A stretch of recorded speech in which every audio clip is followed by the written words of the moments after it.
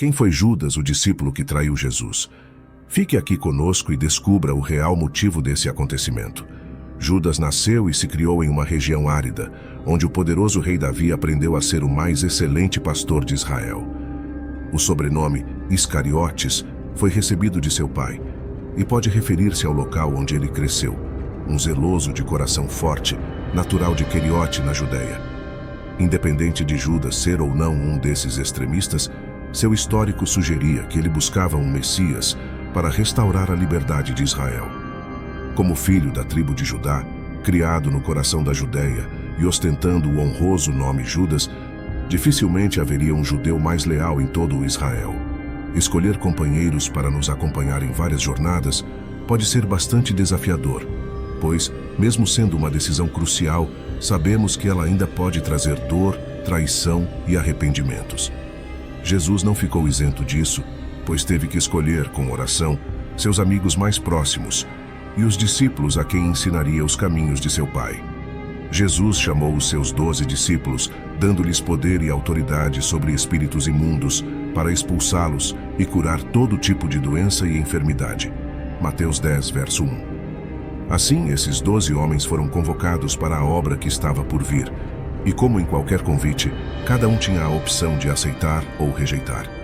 A Bíblia mostra que todos aceitaram esse privilégio de caminhar de perto com o Messias, incluindo Judas Iscariotes. Então, por que ele assumiu essa responsabilidade de ficar ao lado do Mestre apenas para traí-lo? Para compreender significativamente, é necessário analisar as ações de Judas e entender por que ele chegou tão longe como discípulo. Judas frequentemente se unia a outros discípulos para realizar as tarefas do Mestre, retornando com resultados destacados. Assim como os demais, ele enfatizava a abundância da colheita, incentivando os discípulos a pedirem ao Senhor da colheita que enviasse mais trabalhadores. Pode-se até classificar Judas como uma ovelha que o bom pastor Jesus conduz, pois ele ouvia e obedecia às instruções. Jesus dava orientações a seguir, mostrando a responsabilidade a cada momento. Não há menção de rebelião ou preguiça em Judas. Sempre que havia trabalho a ser feito, pessoas a servir e curas a dispensar no lugar de Jesus, Judas era trabalhador e dedicado. No entanto, é crucial estar ciente das pequenas armadilhas que podem surgir para distrair e desviar, especialmente quando tudo parece estar indo bem. No meio desse serviço apaixonado, Judas Iscariotes mudou, pois seu coração agora estava voltado para sua própria agenda, não para o propósito do Mestre. Mesmo após retornarem com um bom testemunho, que deveria tê-lo impulsionado a ver mais pessoas trazidas das trevas para a luz, seu coração foi corrompido pela ganância. Ele buscou realizar seus desejos egoístas, possivelmente piorando quando lhe foram atribuídas tarefas adicionais relacionadas a dinheiro. Além de desempenhar sua função como discípulo e um dos encarregados de espalhar as boas novas do reino, Judas assumiu o papel de contador de toda a equipe. Ele possuía provavelmente habilidades numéricas, compreendendo como avaliar coisas e determinar o valor de itens, assim como o que sua troca valeria em diferentes mercados. Um exemplo de sua perspicácia financeira ocorreu quando Maria derramou um perfume caro, de um vaso de alabastro, nos pés de Jesus, 6 dias antes da festa da Páscoa. Judas, conhecedor de valores, questionou por que não vender aquele unguento por 300 denários e destinar o dinheiro aos pobres. João 12, versos 1 ao 5. Judas foi quem avaliou o valor em 300 denários, equivalente a milhares de dólares pelos padrões de hoje, sendo alguns afirmam ser o salário de um trabalhador por um ano. Trabalhar de perto com Jesus exigia também compreensão de orçamento e planejamento, especialmente quando tiveram que alimentar uma multidão de mais de 4.000 homens, mulheres e crianças. Todos contavam com as habilidades financeiras de Judas para que as coisas ocorressem sem problemas. No entanto, devido ao desvio de seu coração do propósito correto, ele se tornou um ladrão, apropriando-se indevidamente das economias. Provavelmente começou mudando registros para não levantar suspeitas, mas sua ganância o conduziu a um ponto onde seu mal se tornou difícil de esconder.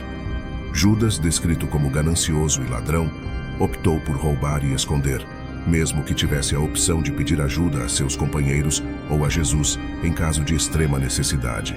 Esse homem acompanhou o Senhor por um período considerável, ouvindo seus alertas contra a ganância e os perigos que ela representa para a destruição pessoal. No entanto, lamentavelmente, ele sucumbiu ao mesmo pecado e traiu seu Senhor.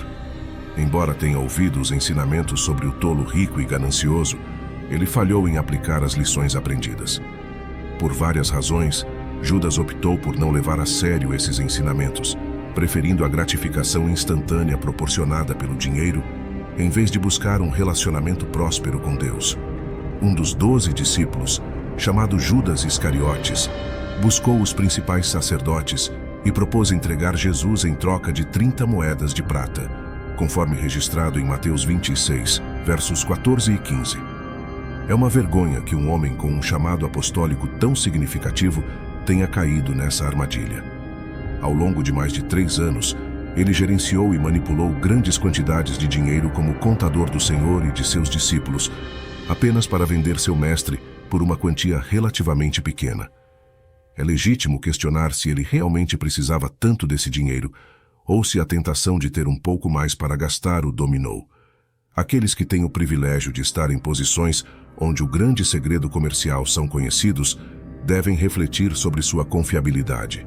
Será que você é leal e fiel, responsável consigo mesmo e com outros?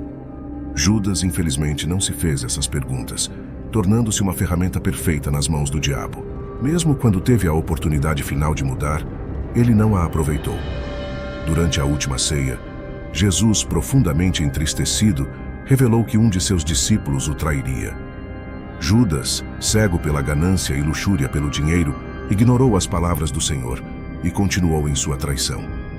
Mesmo quando questionado diretamente por Jesus, ele não se deteve, demonstrando como a ganância havia consumido completamente seu coração. Então, ele buscou uma oportunidade para trair aquele que o amava. Após a grande traição, Judas começou a sentir remorso. Nos últimos minutos registrados por Mateus, Judas foi visto pela última vez traindo Jesus no Getsêmani. Ele provavelmente acompanhou Jesus e a guarda do templo até o palácio de Caifás, onde permaneceu durante o julgamento judaico. O remorso de Judas é descrito em Mateus 27, versos 1 ao 4. Logo pela manhã, principais sacerdotes e anciões do povo fizeram planos sobre como executar Jesus. Amarraram-no, levaram-no e o entregaram a Pilatos, o governador. Quando Judas, que o havia traído, viu que Jesus estava condenado, foi tomado por remorso. Ele devolveu as 30 moedas de prata para principais sacerdotes e anciões, confessando: "Pequei, pois traí sangue inocente." Apenas Mateus registra o remorso de Judas, enquanto Lucas fornece um relato paralelo da morte em Atos 1, versos 16 ao 19. É notável que, mesmo sentindo remorso, Judas não é explicitamente retratado como arrependido de seu pecado. O termo remorso indica os sentimentos de arrependimento, mas não necessariamente uma mudança de coração em relação ao pecado. A palavra para remorso é distinta da palavra para arrependimento, sendo esta última associada a uma mudança geral, ou em relação a um pecado específico. Embora os termos possam se sobrepor, no contexto, remorso indica que a culpa de Judas resultou em um ato de restituição, mas não necessariamente em um verdadeiro arrependimento. Judas reconhece sua traição ao entregar sangue inocente, sentindo o peso dessa culpa em sua consciência. Se tivesse verdadeiramente se arrependido de seu padrão de rebelião, buscaria o perdão de Deus pelo seu pecado. Contudo, ao invés disso, ele se volta para os principais sacerdotes e anciãos, que também compartilham a responsabilidade pela morte de Jesus. Infelizmente, mesmo essas figuras têm corações mais endurecidos do que o de Judas.